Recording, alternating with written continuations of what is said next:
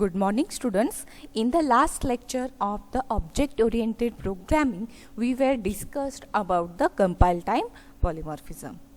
Now, in this lecture, we will start our next point, that is runtime polymorphism in C++.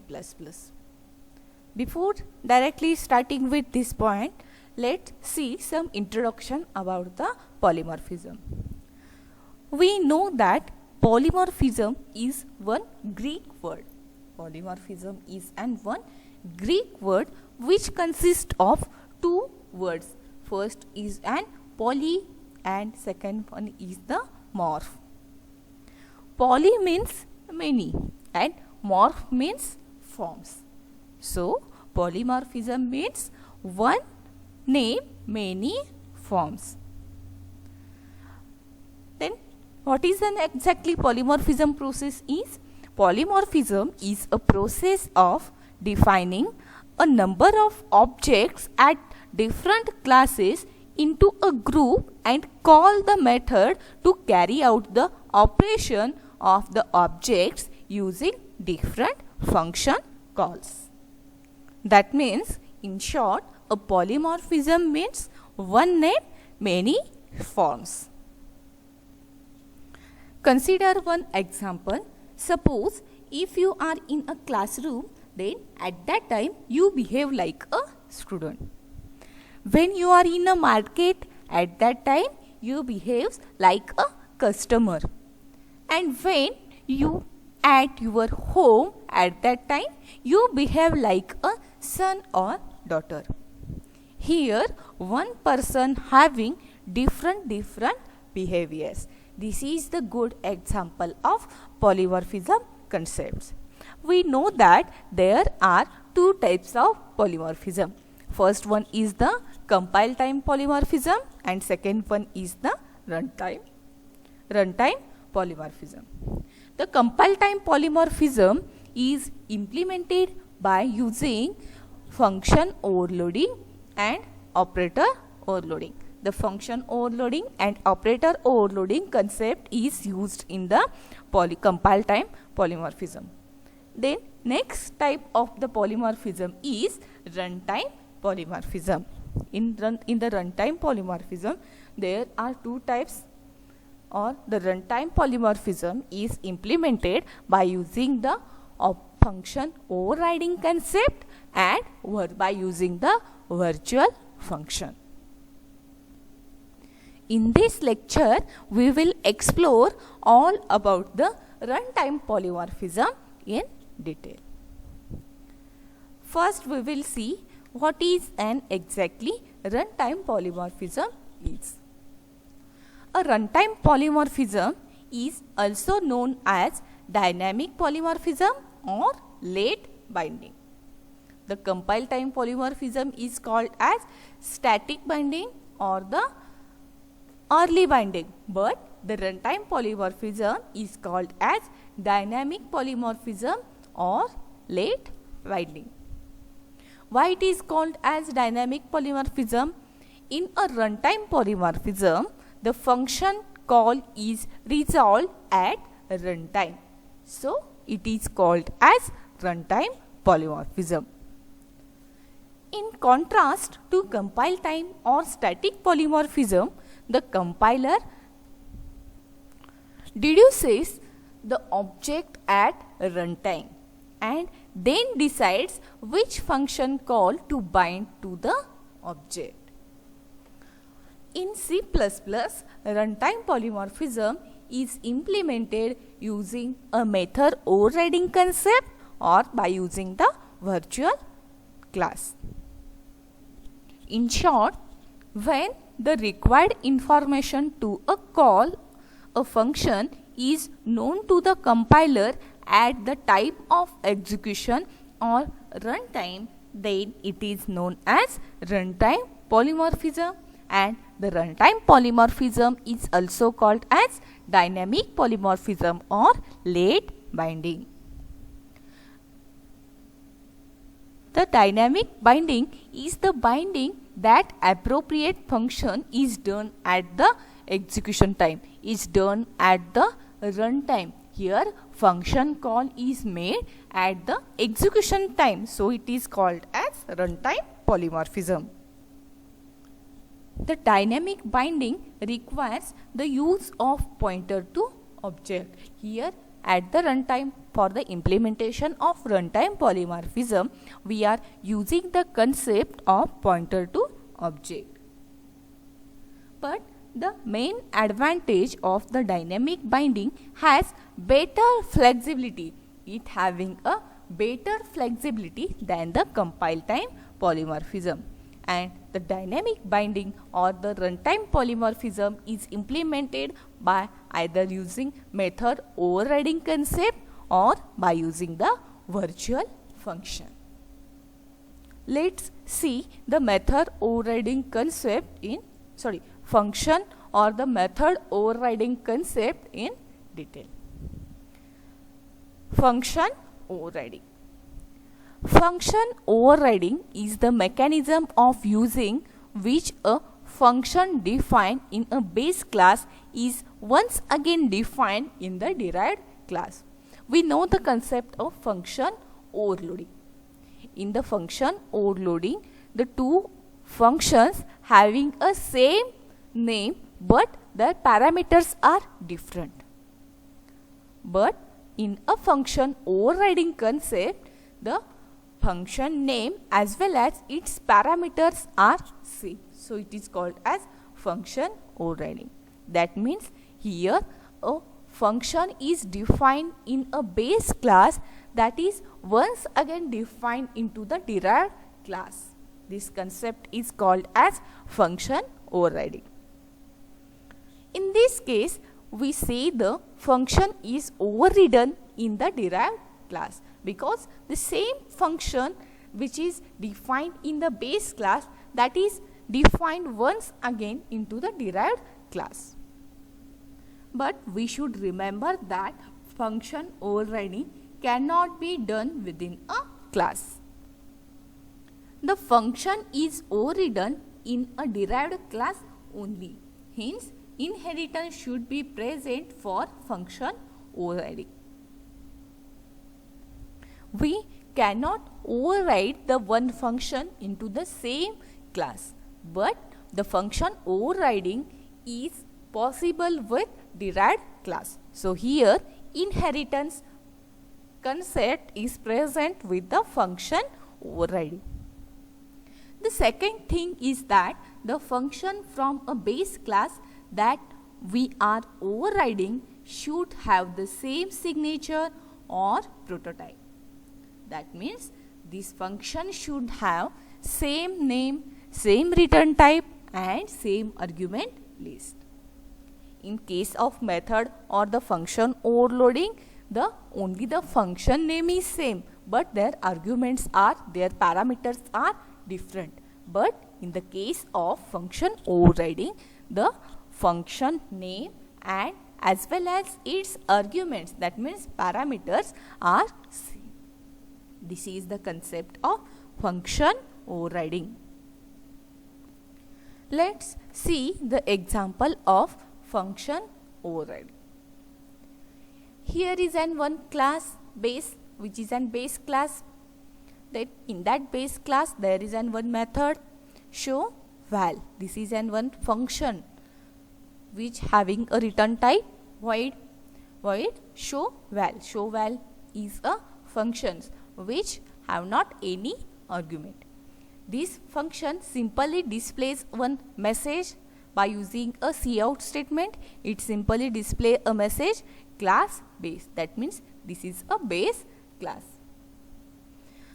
The method overriding concept tells that the function defined in the base class having same name, same parameters which is defined into the derived class. This is one class base. Then next we know that the inheritance concept is used for implementing the method overriding concept. Then here one derived class is created, class derived by using public visibility mode. There is we can implement or we can derive a base class. Then in the derived class there is one method show val, which is same like the method or the function defined in the base class. See this function, return type is same for the both function, that is void. Next, the function name is same as well as its parameters or the arguments are also same. So here the function show val is overridden from the base class into derived class. Then in this show val function we are displaying a message, simply displaying a message by using a output statement class derived. This is an derived class definition. Then see the main function. In a main function we are creating the objects of both class, that is base class and derived class.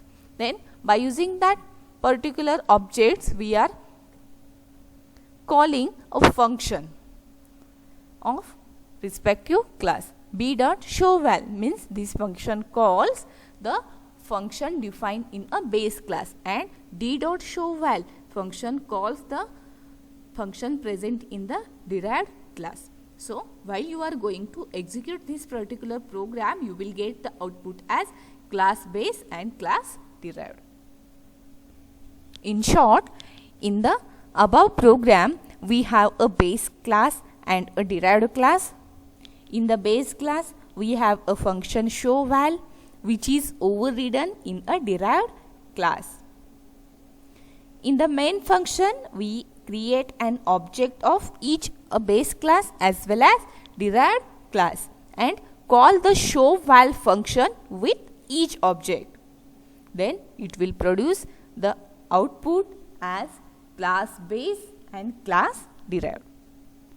This is the concept of method overriding. Then next we will see what is the virtual function. The runtime polymorphism is mainly implemented by using the virtual function. First we will see what is the meaning of virtual word. Virtual means to appear like something while in reality is something else. Virtual means what? Virtual means what? Which is not existing physically. That means a virtual. Then a virtual function is a member function that is declared within a base class and redefined by the derived class. Virtual function is a same like our member function that is declared within a base class and redefined by its derived class. The virtual function implements the one interface or multiple methods. It implements the strategy one interface, multiple methods. This philosophy that underlies polymorphism. This is a concept of virtual function. And the virtual function is a function in a base class that is declared with the help of virtual keyword. The virtual function is defined in a base class by using the virtual keyword. There is a syntax for defining a virtual function. Suppose there is one class, here is a class name, then in a private we can define the number of data members, then in a public section here we can define the number of virtual functions. How the virtual functions is defined? By using a virtual function. Let's see the syntax. Virtual keyword, after that return type of that particular function, then here is an function name and here are the number of arguments or the number of parameters. Same way we can define the number of functions, number of virtual functions with the help of virtual keyword. Let's see one example. Here virtual function example is shown. Here is one function show which is a virtual. There is a syntax. First we want to use the virtual keyword, after that return type of the function, then next here is an function name, that is show. This is a virtual function. When a virtual functions are accessed normally, then it behaves just like any other type of class member function. However, virtual function is a function used to support runtime polymorphism when it is accessed with a pointer. A base class pointer can be used to point to an object of any class derived from the base. When different objects are pointed to different versions of the virtual functions are executed. In short, virtual means to appear like something while in reality it is something else. And a virtual function in a C++ is a one-member function that is declared within a base class and redefined by a derived class. This is a virtual function. And for defining a virtual function, it is that virtual function is declared by using the virtual keyword. Here is an syntax for defining a virtual function. First, we want to use the virtual keyword. Then after that, there is an return type of that particular function. Then function name. And here are the, in bracket, there are the number of arguments or the parameters that are passed to that particular virtual function. Let's see one example for the virtual function. See this example.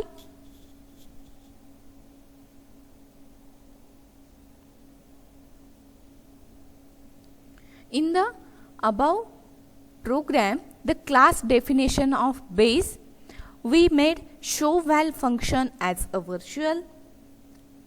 As the base class function is made virtual when we assign a derived class object to the base class pointer and call the showVal function, then the binding happens at runtime. So it is a runtime polymorphism. Thus, as the base class pointer contains the derived class object, then the showVal function body in the derived class is bound to the function showVal, and hence the output comes class derived.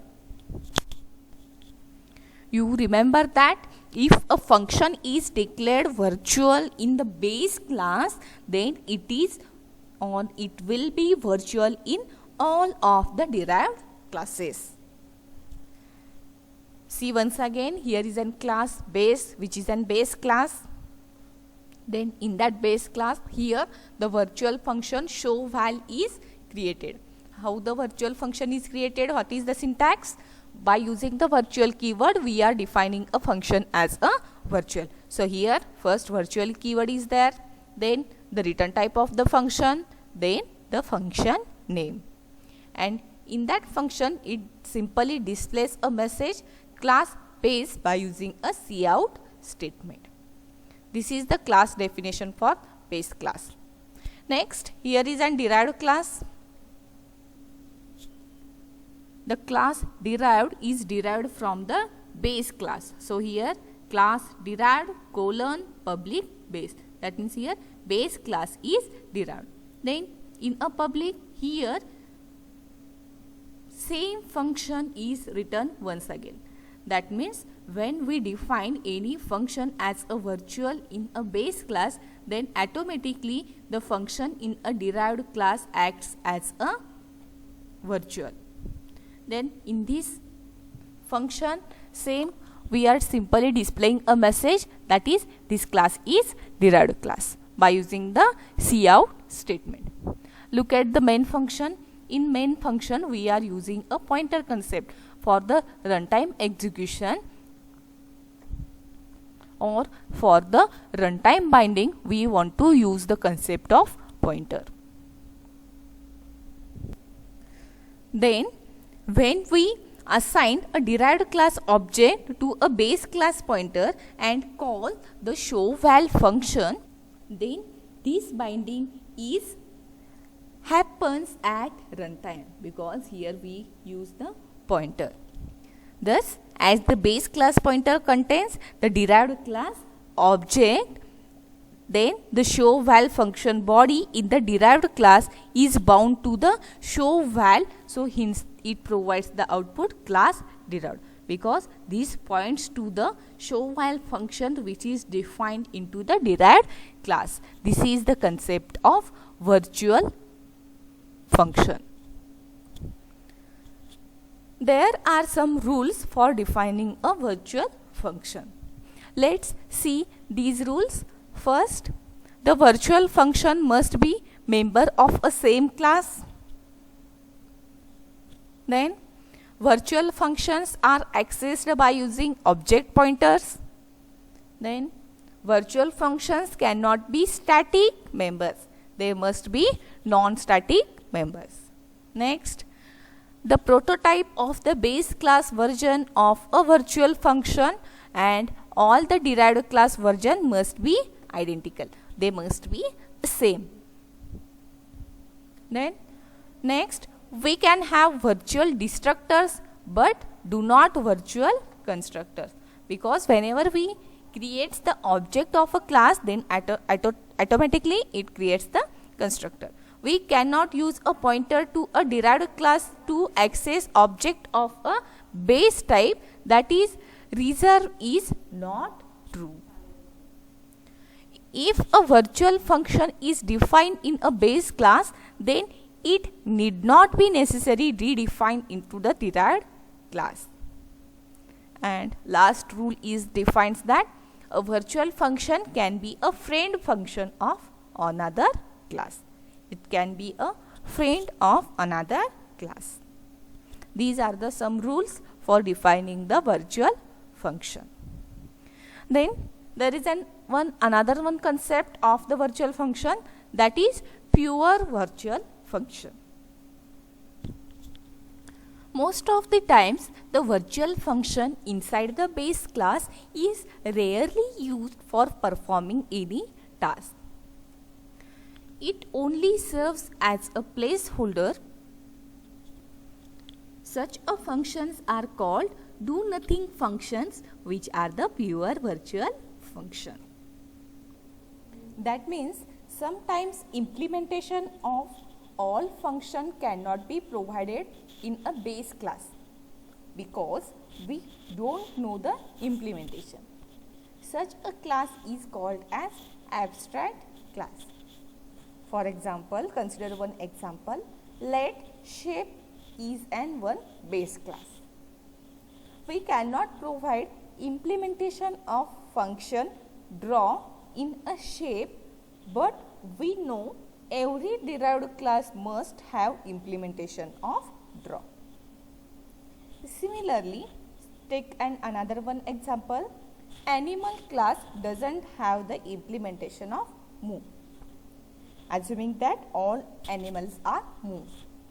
But all animals must know how to move. We cannot create the objects of abstract class. A pure virtual function or an abstract function in a C++ is a one virtual functions for which we do not have the implementation. We only declare it. A pure virtual function is declared by assigning 0 in the declaration. That means pure virtual function have only the declaration. It won't have a implementation. So while you are going to define a pure virtual function, that means a virtual function is assigned with 0 value. That means that function acts as a pure virtual function. That means in short, a pure virtual function in a C++, it is a virtual function for which we don't have an implementation. We only declared it, and a pure virtual function is declared by assigning 0 value to its declaration. That means a member of a function can also be made pure virtual by appending it with 0. There is an only function declaration is there, no implementation. And after the closing parameters and before the semicolon, here is an 0 value is assigned to the pure virtual function. The pure virtual function is a function in a base class with no body. There is a no function body present for the pure virtual function that is defined into the base class. Since no body, we have to add the notation is equals to 0 for declaration of the pure virtual function in the base class. A pure virtual function is a virtual function that must be overridden in a derived class. Then we must implement all the pure virtual functions in the derived class. The pure virtual function is also known as abstract function. In short, a pure virtual function is a virtual function that has no definition within a base class. That means the base class contains only the declaration of that particular virtual function. Here is a syntax for declaring a pure virtual function. First, there is an virtual keyword, then return type for the function, then function name, then arguments. Then here we assign a 0 value to that particular virtual function so that it acts as a pure virtual function. That means the only function declaration is present at the base class. Its implementation is done into the derived classes. Let's see the example.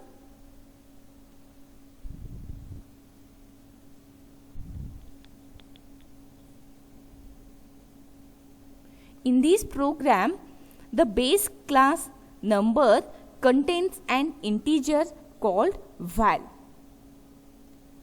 Then the function setVal and the pure virtual function show the derived class hex type, dec type and oct type inherit the number and redefine the show function, so that it outputs the value of val in each respective number base, that is hexadecimal, decimal and octal. In this example, there is a class number. In that number class, one variable is declared val. Then here is one member function defined in a number class, that is setVal function.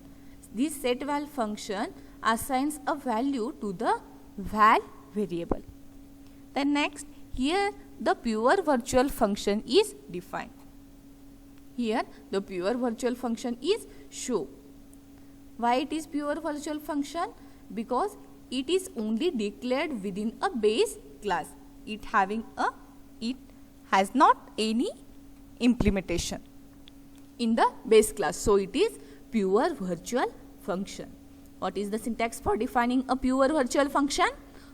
First, virtual keyword is there, then return type, then the function name, and after that here we are assigning a value 0 value to the virtual function. So it acts as a pure virtual function. Then there are 3 classes which is derived from a number class, and each class implements the show method. Then in the main function we are creating the object of each derived class, that is dec type D, that means decimal type D, hex type H, oct type O. Then by using objects of that particular class, we are calling a setVal function which is defined in a number class. Then here value is assigned, and same way by using the objects of that particular class, we are calling a pure virtual function defined into the base class. So while you are executing this program, you will get the output as 20 as a decimal number, 14 as a hexadecimal and 24 as a octal of the particular number.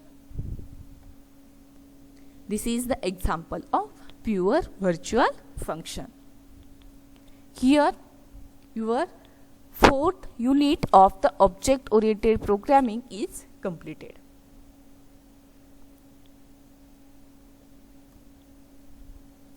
Okay, thank you.